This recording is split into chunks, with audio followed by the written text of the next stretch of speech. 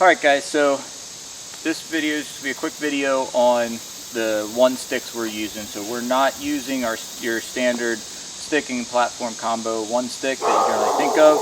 We like to run a single stick and then a platform separate. We'll talk about that in a different video, but for today we're just going to go over the actual stick we're using. So for the last couple of years we've all been running these Skeletors. We brought a 4-pack, split them between us, makes them very affordable for you. And they've worked out phenomenally as a single stick to climb with. We're able to attach our aider. I really like the tethered Dynalock, Versalock, whatever it's called, system on it. It's a very simple, easy to use process. I personally haven't used the cam cleat, but this is easy. I haven't had a need to even try it. Just a couple little things that we've added to these is we added a small little loop. What we did was just took a piece of Romex, ran it through a piece of 550 cord that we stripped, and then put hooks on them down through the top, so that way you can hook it to your saddle, or if you got to get it off the tree, you can pull it off the tree with it. Makes it really easy to control, but then it just slides down out of the way so it's not catching anything. And then we also added the Altimeter pack and plays to hold the aiders that we're using. We all made some DIY 3-step aiders. We'll go over how we made those here in a little bit, but then they just strap onto the stick and holds everything nice and tight to it. We're going to throw these on the tree here behind us, yep. And then we can kind of show you our aiders from there. So.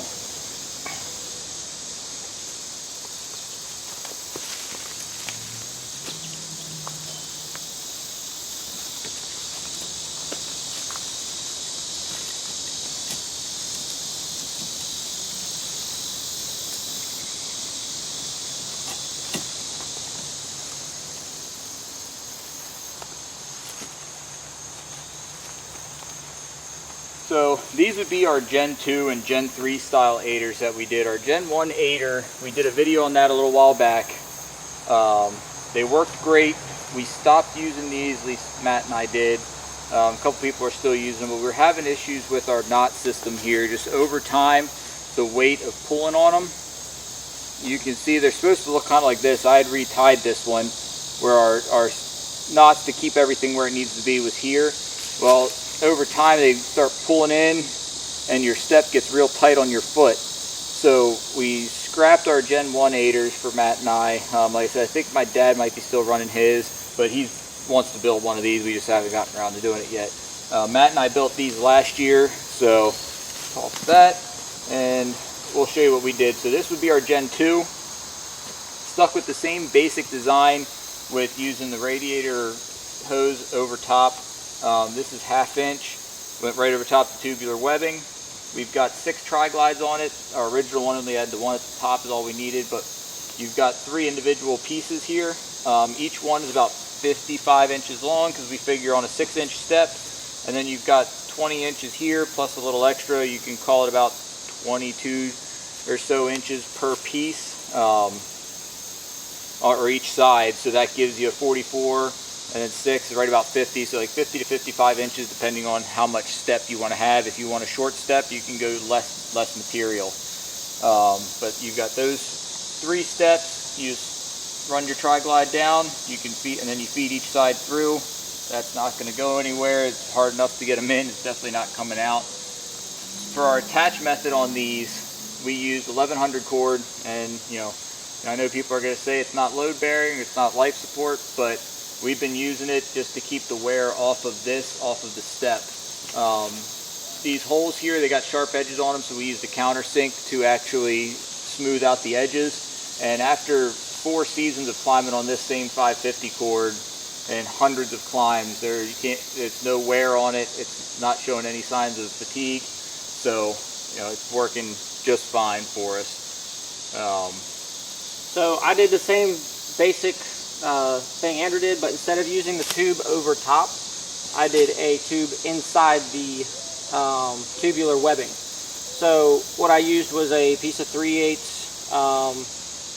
tubing, like fuel hose, with a 1/4 inch inside diameter, and then I got 1/4 inch steel cable.